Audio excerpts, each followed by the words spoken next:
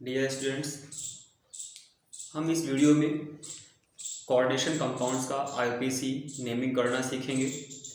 तो IPC naming करने के लिए हमें सबसे पहले एक फॉर्मूला याद रखना होगा। जो हमारे सामने बोर्ड पे फॉर्मूला लिखा हुआ है, तो फॉर्मूले को देखते हैं।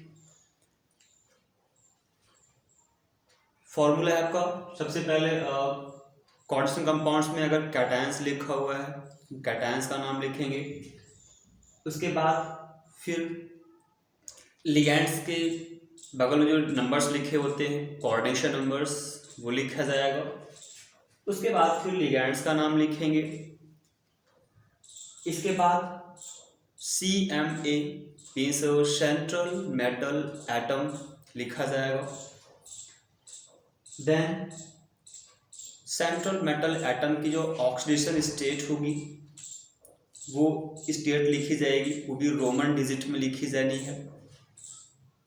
फिर एट लास्ट अपन कौन से कंपाउंड्स में अगर एनायन प्रेजेंट है तो उस एनायन का नाम लिख देंगे। अगर एनायंस नहीं है, कोई चार्ज लगा हुआ है कोऑर्डिनेशन कंपाउंड के ऊपर, तो हम केवल आयंस लिखेंगे। तो ये हमारा एक फॉर्मूला है। इस फॉर्मूले को ध्यान में रखते हुए हम किसी भी कोऑर्डिनेशन कंपाउंड्स का नोमेनक्लेचर बहुत ही आसानी से कर पाएंगे।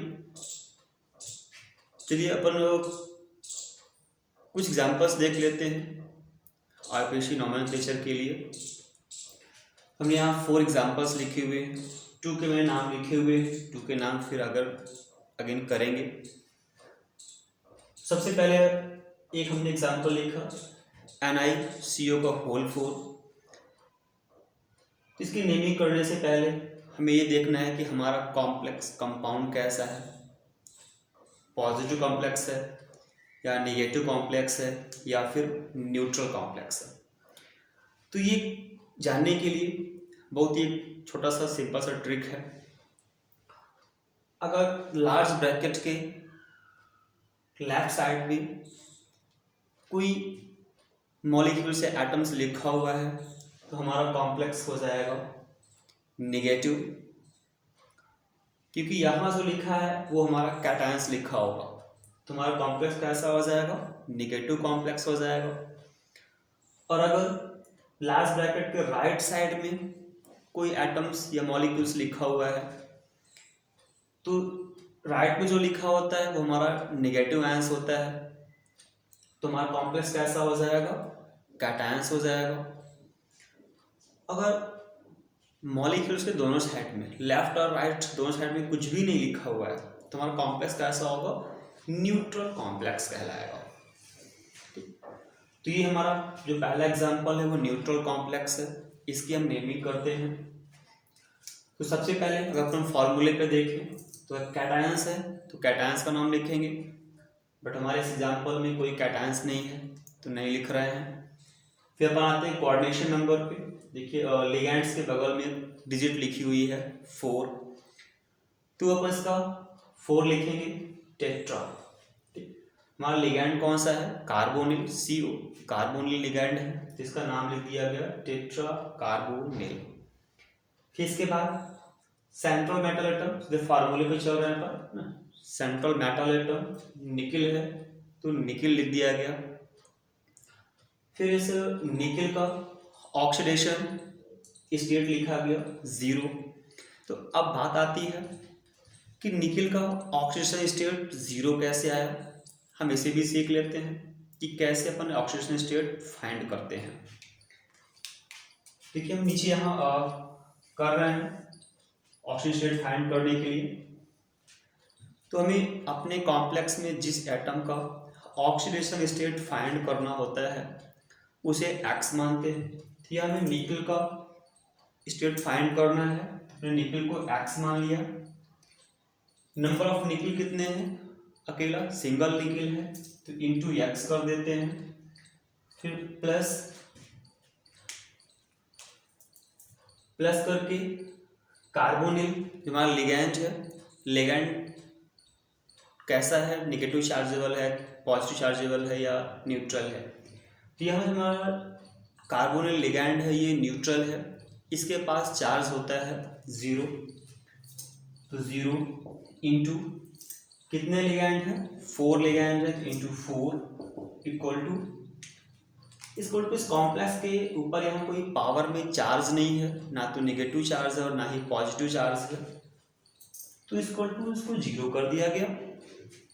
इसको सॉल्व करते हैं तो x प्लस 0 इक्वल टू 0, यानी कि x equal to 0 means x की जो वैल्यू आई वो 0 आ गई, यानी कि निकल की जो कोऑर्डिनेशन स्टेट है कितनी आ रही है, 0 आ रही है, इसलिए हमको यहाँ 0 लिखा अपन ने। फिर इसके बाद यहाँ राइट साइड में कोई आंसर नहीं लिखा हुआ है, इसलिए अपन यहाँ पास कुछ नहीं लिखते। ठीक, ये तो पहला एग्जाम्पल हुआ। अब ऐसे सेकंड एग्जाम्पल देखते हैं। तो सेकंड में K2HgI4, यहाँ देखिए लार्ज ब्रैकेट के लेफ्ट साइड में पोटेशियम लिखा हुआ है, मीन्स ये हमारा कैटायन है, तो हमारा कॉम्प्लेक्स कैसा हो जाएगा, नेगेटिव कॉम्प्लेक्स हो जाएगा। तो सबसे पहले अपन इस पोटेशियम को लिख देंगे, तो पोटेशियम, फिर इसके बाद कोऑर्डिनेशन नंबर 4 है, तो टेट्रा, लिगैंड हमारा आयोडीन है, आयोडीन हमारा जो न्यूट्रल लिगैंड है, तो इसके लिए आयोडो ओ वर्ड ऐड किया जाएगा कि बन गया आयोडो, तो टेट्रा आयोडो। फिर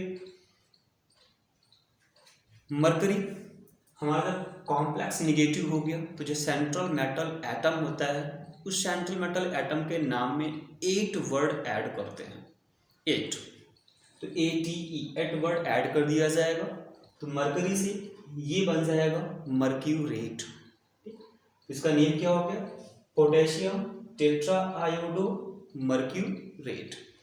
फिर इसके बाद इसकी स्टेट निकालते हैं, स्टेट कितनी आ रही है, 2, क्योंकि आयोडीन की -1 चार्ज होता है, तो -1 इंटू 4 यानी कि -4 हुआ, -4 में पोटेशियम का +1 होता है, यानी कि +2 हो गया, 2 पोटेशियम है तो +2, -4 +2 कितना बचा, -2 बचा, इक्वल टू की इधर जाएगा तो +2 हो जाएगा, इसलिए स्टेट कितनी आ गई इसकी, 2 आ गई, जो हमने रोमन डिजिट में लिखी हुई है। तो ये 2 एग्जाम्पल्स यहाँ लिख दिए। चलिए बची हुई जो 2 एग्जाम्पल्स है इन्हें करके देखते हैं। तो सबसे पहले देखते हैं, लेफ्ट साइड में कुछ लिखा है, कुछ भी नहीं लिखा है। फिर कोऑर्डिनेशन स्टेट पे आते हैं, 6 लिखा हुआ है कोऑर्डिनेशन स्टेट, तो इसे अपन 6 लिखते हैं, इसको हेक्सा,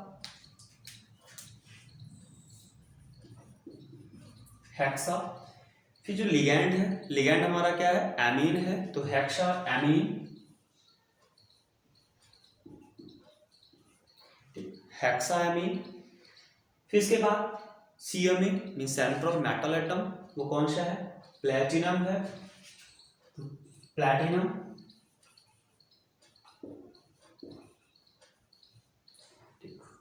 प्लेटिनम।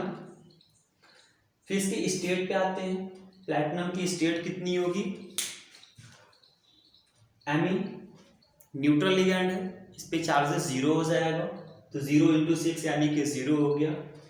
फिर इधर क्लोरीन है, इसके चार्ज -1 होता है, तो -1 इंटू 4 कितना हो गया, -4, जब ये इक्वल टू के उधर जाएगा तो ये +4 में कन्वर्ट हो जाएगा, तो इसकी चार्ज कितना आ गया, ऑक्सीजन स्टेट कितनी आ गई इसकी, 4 आ गई, तो 4।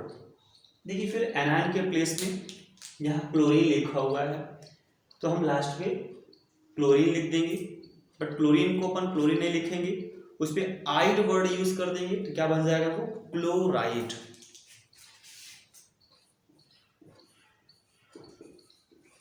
ये बन गया क्लोराइड। इसके बाद 4th एग्जाम्पल पे आते हैं। जो हम 4th एग्जाम्पल है इसको देख लेते हैं। लेफ्ट में कुछ नहीं लिखा हुआ है और राइट में भी कुछ भी नहीं लिखा है, मतलब हमारा कॉम्प्लेक्स कैसा हो गया, न्यूट्रल कॉम्प्लेक्स हो गया।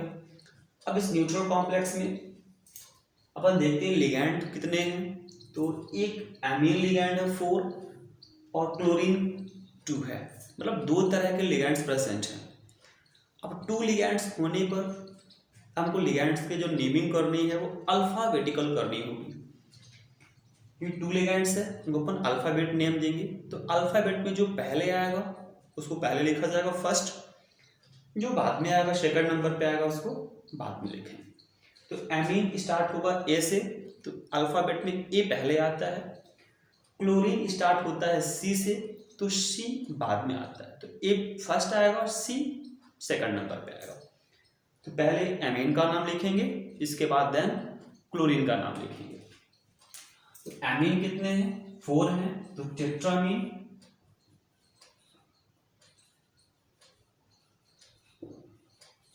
टेट्रामीन। फिर क्लोरीन है, 2 क्लोरीन है, तो डाइक्लोरो, डाइक्लोरो। देन अभी कोई लिगैंड नहीं बचा, अब सीधे अपन आते हैं किस पे? सेंट्रल मेटल एटम पे।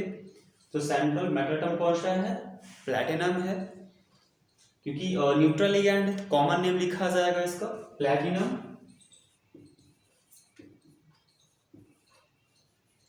कॉमन नेम लिख दिया गया प्लैटिनम। फिर इसके स्टेट पे आते हैं कि प्लैटिनम की ऑक्सीडेशन स्टेट कितनी होगी, वो देख लेते हैं। तो एमीन यहाँ प्लैटिनम का निकालना है, तो प्लैटिनम अपन एक्स मान लेंगे, प्लैटिनम एक्स हो गया। जैसे यहाँ फिर करके देख लेते हैं एक बार।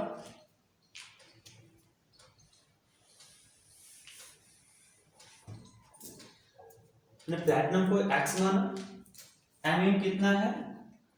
एमीन न्यूट्रल लिगैंड 0 हो गया। कितने एमीन है? 4 है, तो इंटू 4 प्लस क्लोरीन हमारा न्यूट्रल सॉरी निगेटिव लिगैंड है, इसकी चार्ज होती है -1 इंटू 2 क्लोरीन है इंटू 2 इक्वल टू, इस लार्ज ब्रैकेट के ऊपर कोई चार्ज नहीं है, यानी इक्वल टू क्या हो गया? 0 हो गया। इसको सॉल्व करेंगे तो क्या आ गया? यानी कि x इक्वल टू 2, यानी कि प्लैटिनम की जो ऑक्सीडेशन स्टेट आई वो +2 आ रही है। तो यहाँ हम रोमन डिजिट में लिख देंगे 2। तो लास्ट ब्रैकेट के बाद कुछ लिखा नहीं है, तो पर इतना लिख करके छोड़ देंगे।